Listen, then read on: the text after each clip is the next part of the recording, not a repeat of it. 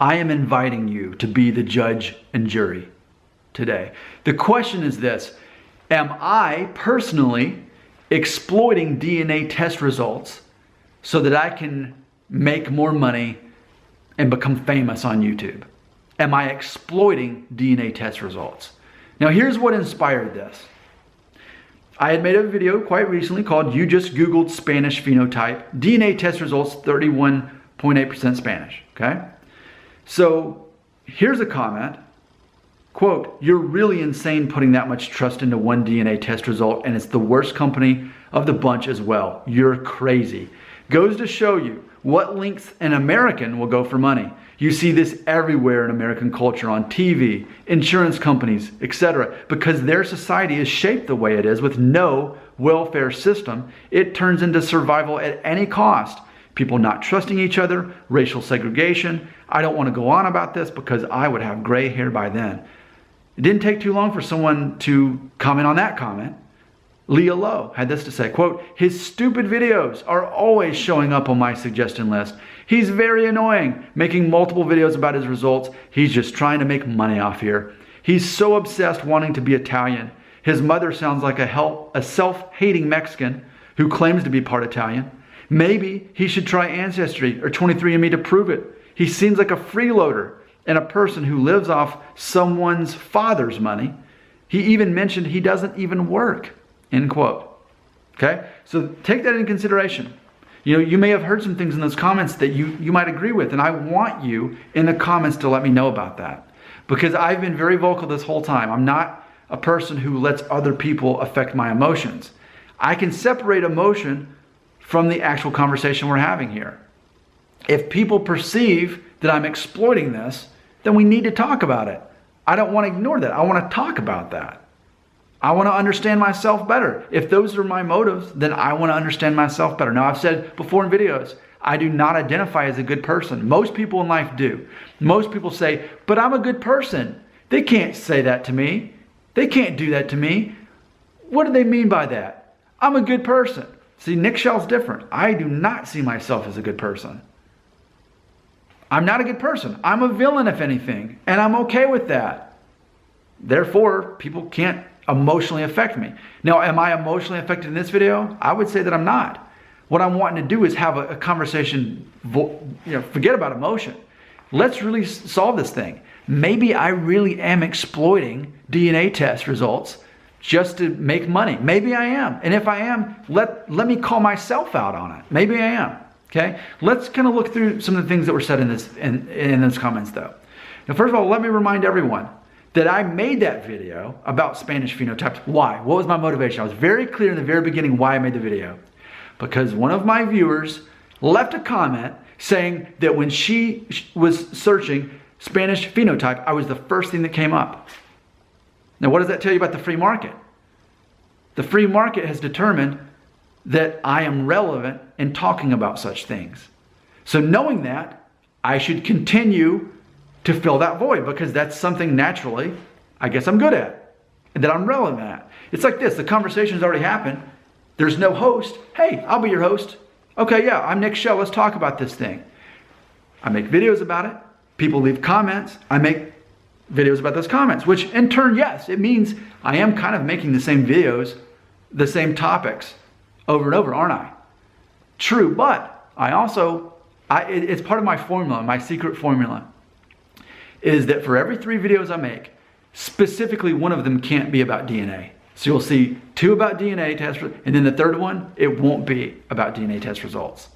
In fact, it'll be about the kind of stuff like I just mentioned, about not allowing other people to control your emotions, about not believing the illusion that you're a good person and therefore you don't deserve to be offended. I love talking about that.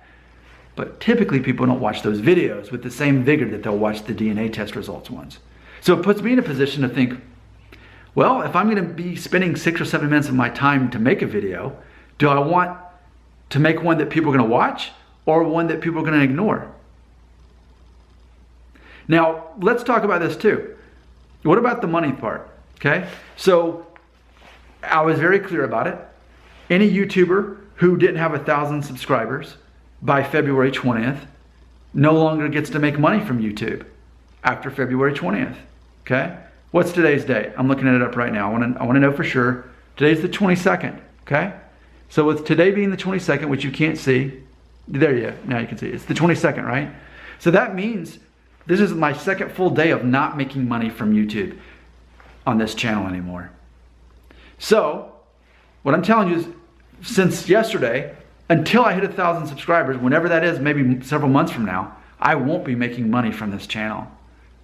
Okay? So if that's my pure motivation, I have been making money up until this point, but not now. I'm cut off. YouTube cut me off because I'm not relevant enough. Not yet. Let's talk, am I a freeloader? Let's talk about that. My parents will be in town this weekend. My dad will be here. So I can maybe, if you're interested, interview him on finding out whether or not I'm a freeloader and I'm living off of his money. Maybe I am. Maybe we need to interview my dad on that if that's relevant. Again, it's all about what's relevant. I make videos about things that people will actually watch. And again, test my theory out. Look through my videos. Look to see that about a third of them are not about DNA, and that typically those are some of the lesser watched videos. Because people aren't looking for that. They want to know DNA stuff. And I, naturally, am the host of that. So, there you go. You've heard from people in the comments implying that I'm basically abusing the DNA test topic to make money. Even though now I'm officially not making money because YouTube pulled the plug on me for not having 1,000 subscribers. Okay? But am I exploiting it? I could see how someone might say that. I guess my only defense on whether or not I'm exploiting this is this. I look at myself as a host of a certain particular topic. And that is a guy who likes to talk about DNA test results. And because of that, other people join in the conversation and I respond back to them in other videos. Those people themselves keep the conversations going. I've already tried talking about different stuff and I will continue doing that. But my audience itself has proven that they're less interested in me talking about those things. So am I exploiting DNA test results for the sake of making money or for being famous? And if I am, then let's talk about any YouTuber out there. What is their motivation? Is their motivation to make money? Are they trying to be famous? Are they pretty much talking about the same stuff over and over? A lot of them are. A lot of them know what their shtick is and they stick to it. And then two, is there any shame if I do make money from this?